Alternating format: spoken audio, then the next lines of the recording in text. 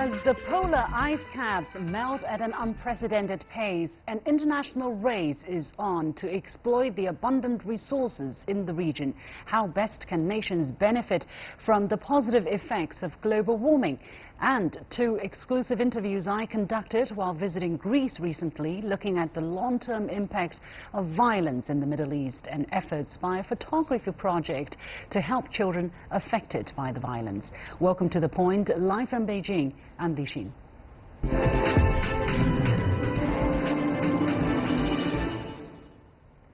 As the polar ice pulls back, corporations and governments have been moving in. Seaport facilities, mining operations, oil and gas pipelines, as well as new roads, railways and airstrips have been arriving at an accelerating pace. An international conference just wrapped up over the weekend in Reykjavik, Iceland, which discussed the future of the Arctic. An inventory of infrastructure projects compiled by the global financial firm Guggenheim Partners has identified some 900 projects requiring a total of $1 trillion in investment. Apart from the abundance of natural resources, one of the greatest opportunities could well be transport.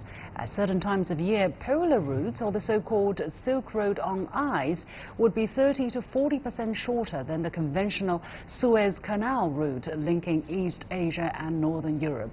So as the ice continues to recede, a race is on to develop or buy into the projects that can best position states and companies to compete in the new Arctic. What opportunities will the warming Arctic regions provide, and how best can nations around the world benefit from the positive effects of global warming while protecting the environment of the Arctic?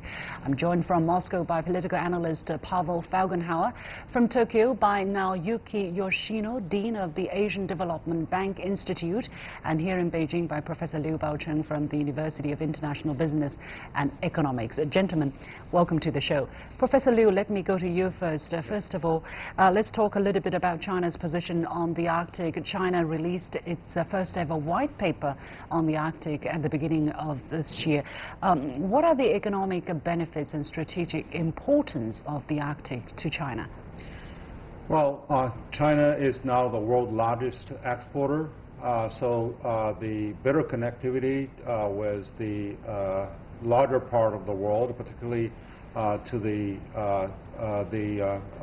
northern Europe, is currently very important, because the other roads, normal sea roads, would go to Morocco and pass through Suez Canal, which has really limited tonnage. And if it is really above 200,000 metric tons, so you really have to go the most conventional sea roads, go through the Cape of Good Hope. So that's going to be very costly, and plus that safety is another issue, because there has been interruption of piracy and even terrorism along the conventional roads. So now this is really ice-breaking, that now that China is working very closely with Russia, when Russia provides the technology to break the ice along the roads. And fortunately and unfortunately, the melting of the Arctic ice cap is really on an acceleration speed. So therefore, there has been longer time that we can fully utilize this in terms of transportation. As for political consideration, I think now, number one, China can work more responsibly with the partners, not only Russia, but Japan, South Korea, etc., because after all, we are on the northern hemisphere. And how to really we can address the vulnerability of the environmental issue, I think that's also a very important test. Because, and lastly, I think the minerals and many of those precious deposits are still there, and China can really help to commercialize these resources. Yeah. Well, still to Professor Liu, in the white paper, China laid out 4 priorities in its activities in the Arctic. For instance, Arctic shipping routes, and then the exploration for and exploitation of oil, gas, mineral, and other non-living resources, and then fishery and living resource, and the 4th one is developing tourism in the region. How do you judge the priorities that China has laid out? I think now the priority is still the important sea roads, because, as you mentioned, that is going to cut substantially of the travel time, and also it's going to increase the standard of safety, and of course, reduce the cost, both in time and also in the oil burning. And the second priority, of course, is that there has been a realistic discovery of the deposits. Particularly right now, we are able to ship nearly 500,000 metric tons of LNG on a yearly basis from that region. Mm-hmm. So it is, well, third would be okay, developing tourism, because people are still very curious, and that's going to be attractive. But that really depends on the development of infrastructures that can support the amenity and the utility of those tourist spots. Okay. Mr. Felgenhauer, according to statistics from the Arctic Logistics Center in Russia, a total of almost 300 vessels sailed through the Arctic northeastern channel in 2016. That's an increase of 35% over the same period of a year earlier. So what kind of cost savings can the Arctic shipping routes provide to businesses, and what are the risks associated with using these northern routes? Well, of course, the way through the Arctic, known in Russian as Sevmorput, is much shorter away from the Asia-Pacific region to Europe than around the other way through the Suez Canal around Africa. Right now for Russia, it's also very important that there are increasingly projects to extract natural resources and to move them by sea. Of course, there's the traditional metals being moved out of Norilsk, but right now also natural liquefied gas is going from Yamal by Novatek, is bringing it to Europe using icebreakers, and they have a project to do the same, to bring it to the Asia-Pacific region where the prices for natural gas are higher. And for that you need a new generation of icebreakers, and that they right now are beginning to build this new generation of nuclear icebreakers in Russia. And also there's an important political point. Mm-hmm. Russia basically wants to declare full sovereignty over Sevmorput. Of course, we have already, it's our exclusive economic zone, all the Arctic from Chukotka to Kola Peninsula. But Russia and Russian ministers are talking about full sovereignty, that Russia will allow transit, only allow it. And right now, of course, that's maybe a bit academic because there's still a lot of ice, especially in the eastern part of the Sevmorput. So anyway, anyone who wants to get through would need most likely the help of Russian icebreakers. Okay. If the ice continues to melt, then there could be problems. Okay, let's talk about that in just a moment. Mr.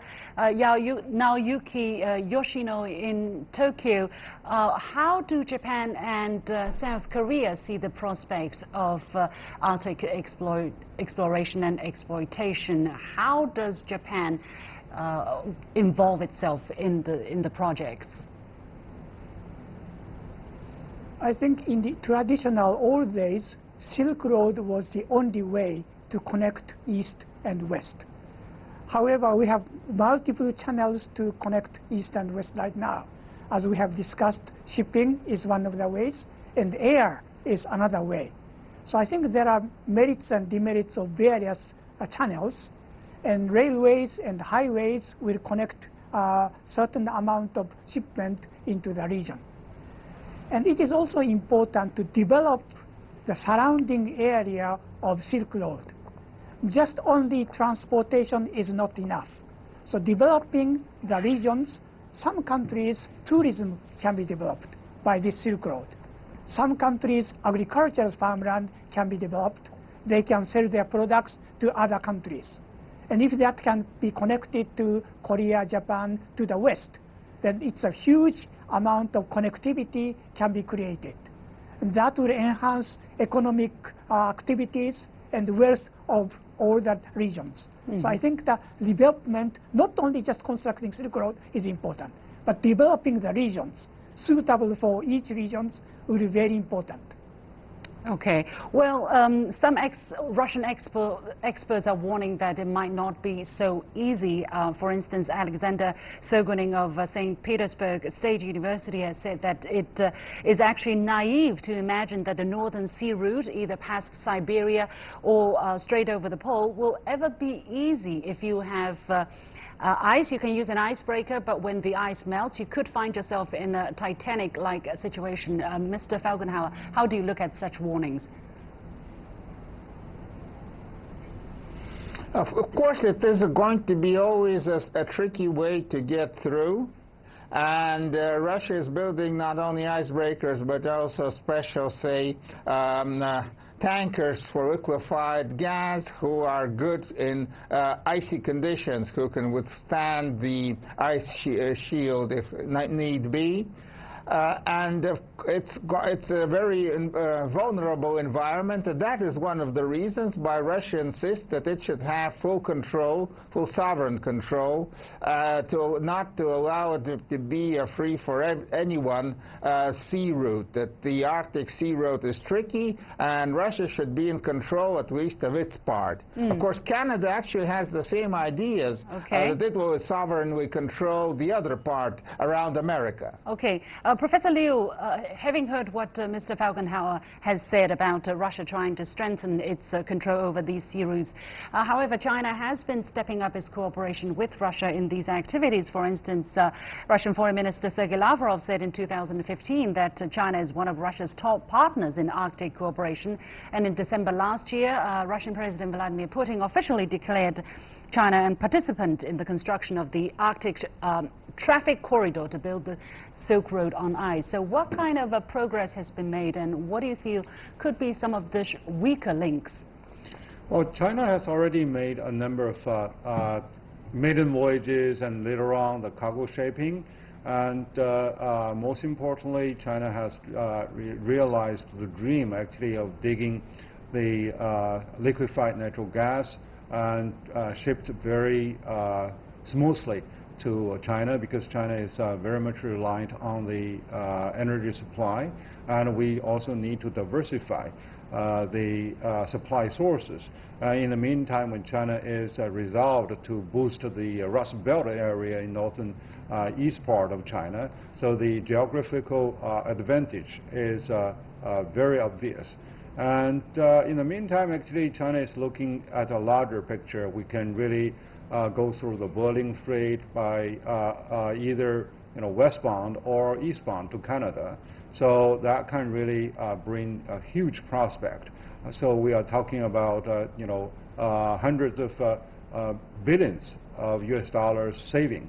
And in the meantime, it can really provide better service to many of those partners as a nation or as business partners. Okay, we have to leave it there. Time running out. Many thanks to, from Moscow, analyst Pavel Felgenhauer, in Tokyo, Naoyuki Yoshino, Dean of the Asian Development Bank Institute, and here in Beijing, Professor Liu Baocheng from the University of International Business and Economics. You have been watching The Point with me, Li Xin. We'll be taking a short break, but when I come back, I'll be sharing with you 2 interviews I did while in Greece on the violence in the Middle East and a photography project trying to help children affected by such violence. Stay with me.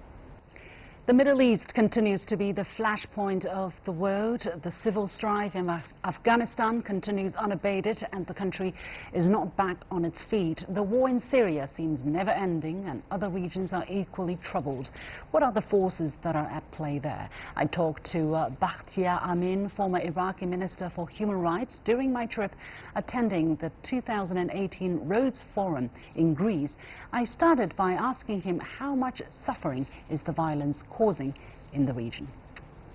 Over 20 million refugees and IDPs, Syria, Iraq, By IDPs, you mean internally displaced people? Yes. Yeah.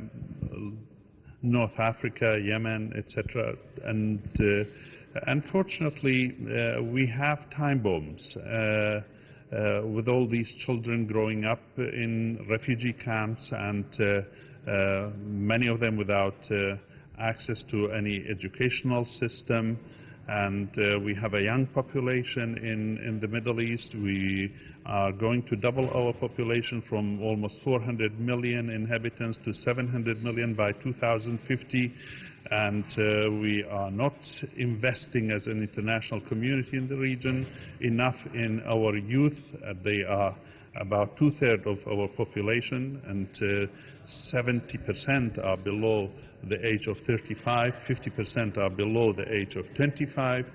It's a wonderful resource. One needs to invest in their skills, in their education, and look at them as an opportunity for the country, not as potentials that might become migrants, refugees, extremists, and recruited by radicals. There are a lot of progresses and achievements, but also there's a long list of deficiencies. And we have about 100 million unemployed people. We need 8 to 10 million new jobs per year. We have about 90 million illiterate people. Are they being filled? Are these jobs being filled? No. People who are unemployed. There are people who are living in miserable conditions. And there are people who are living in camps. Over 20 million people are living in camps. What is the fundamental? I understand. What is the fundamental reason that things are not getting better? What are the forces at play here? There is a legacy of the past, colonial era, creating of Middle Eastern nation states, and some states, or many states, are unitary states. They have not embraced and managed well the diversity, ethnically, religiously, confessionally, politically. Having seen the various development in the region, do you think the so-called democratic movement in the Middle East, in North Africa, are they succeeding yet?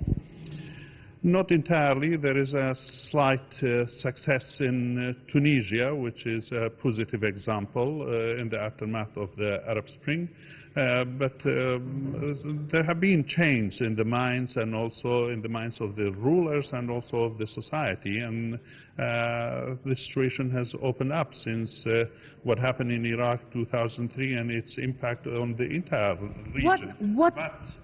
But unfortunately, the region is still suffering, and there are unitary states, and these unitary states have failed to deliver services and rights and freedoms to their own population. How do you look at the impact of foreign intervention in that region? Right now in Syria, we have seen the so-called proxy war being played out for the past 6-7 years, and then you have the conflict in Yemen, again a very similar situation, but much less paid attention to. What do you say to that? Well, it complicated the situation more, the foreign interferences in our situation, not always positive, with arms, with creating, as you mentioned, proxy wars, which created exhaustion in our societies and produced human calamities. Look of what they did in Iraq and Syria. Those who were behind the creation of ISIS or Qaeda and supported them, or assisted them, or allowed them in, or opened corridors or highways that they penetrated into Iraq and Syria, and finally they occupied an area equivalent to UK's area. 9 provinces of Iraq and Syria was occupied by ISIS, and they devastated these areas. Imagine Kobani in Syria, Kurdish town, which was totally destroyed, and the city of Sinjar, and the enslavement of the Yazidi Kurds, and raping of their women. And by the way, just yesterday, the Nobel Peace Prize in Norway awarded Congolese doctor with a Yazidi Kurdish woman, Nadia Murad, who was very brave. 6 of her brothers and sisters were killed, including mom, and she stood up against them, so the life defeated finally the death. So these people were became victims, and their region were devastated. Mosul, the Christians there, the Yazidis, the Turkmens, the Kurds, the Arabs, everybody was a victim of, inside my country and in Syria, to these terrible forces of evilness.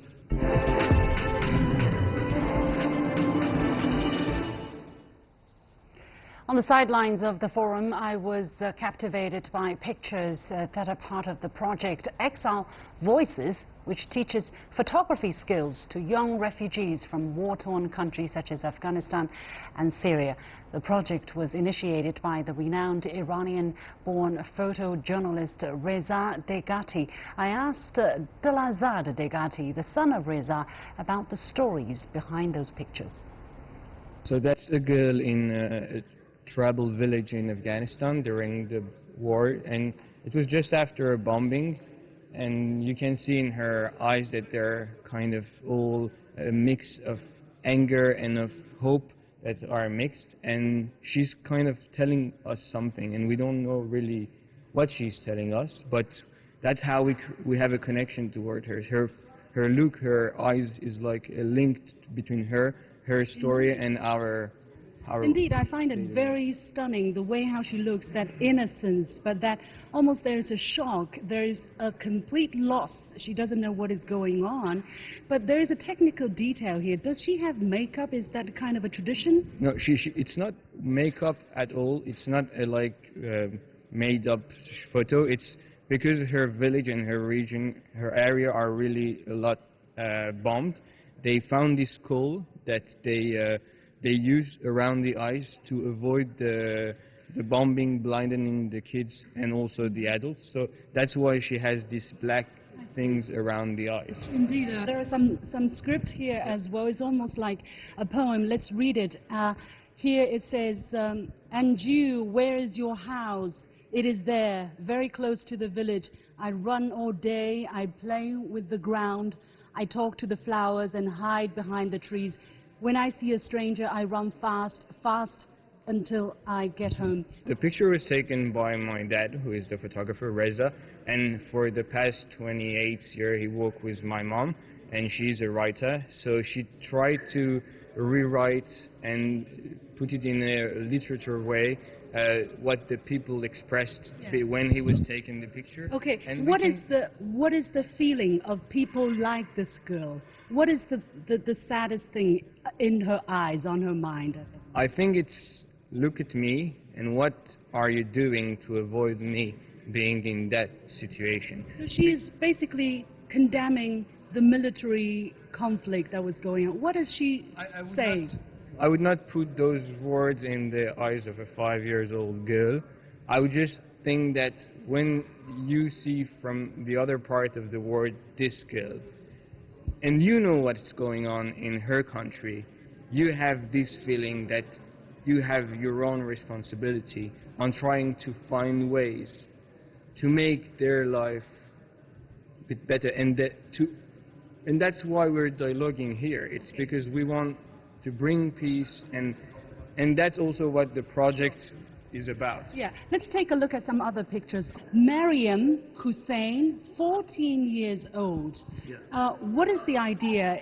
Does it mean that this photo was shot by someone who is 14 years old? So the old project was launched by Reza, and after traveling for decades around the world, he decided that photography could be a social tool. Photography could be something used to express dreams and sorrow. But why these children? So because his own old project is educational, and he goes to the refugee camps or also to some tough neighborhoods in the Western world, and he brings camera, teach them photography, and give them sometimes some subject and tell them, go tell your own stories. What's the story behind this doll here? So this girl, Mariam, she started the photography at the age of 13, 14. And the only thing she brought back from Syria after escaping was this doll. And so when Reza asked, do whatever, like go on the cam and try to show your life in a picture, she put this doll to represent that's me, my dream, the memory of my before the exile, but she put it in front of this fence, and she was like, that's also my life. I'm stuck for the moment in a fence. And so that's really powerful, because in one, like, just this combination of a doll that is the enlightenment of a girl and her childhood is in front of a fence. That's the disparity of her daily life. That's unfortunately the sad part of childhood trapped in war. I find this picture also extremely interesting. It's done by someone called Ali Murad, and he is only, I believe it's a boy, and he's only 11 years old. Yes. What is the story behind this mirror? So one of the topics my father gives the kids is use a mirror and try to, in any way, like make your life being shown inside this mirror. And so this kid, he was using this broken mirror, which is Which is his personal belonging. Yeah. And so it's really interesting also because you have this two face, so it's also a broken face. What strikes me particularly beside the broken mirror is his look, the expression in his eyes. They are almost too mature, too heavy for an 11-year-old. Is that a common plague for children who grow up in the war? It is, and as you saw with this little girl from Afghanistan, and you can see with other pictures around,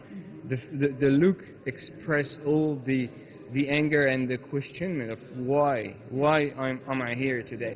What have been the reaction of either the refugees, the children who are participating in this project, to this project? When you see the result and when you see what the kids can express is just something enormous. It just, like, we won't be able, even the best photographer would not be able to express as perfectly their life. I think it's really amazing. First of all, the world seen through the lens of children who are suffering. There is an enormous amount of emotion. I mean, even when I'm speaking these words, I'm feeling really attached as a mother, as a human being, as a journalist. Basically, I have covered war and conflict and negotiations for many years. And always, these are the things that touch the deepest part of people's emotions. Many thanks to Dilazat, and bravo for this project. I hope more such projects can help children in need.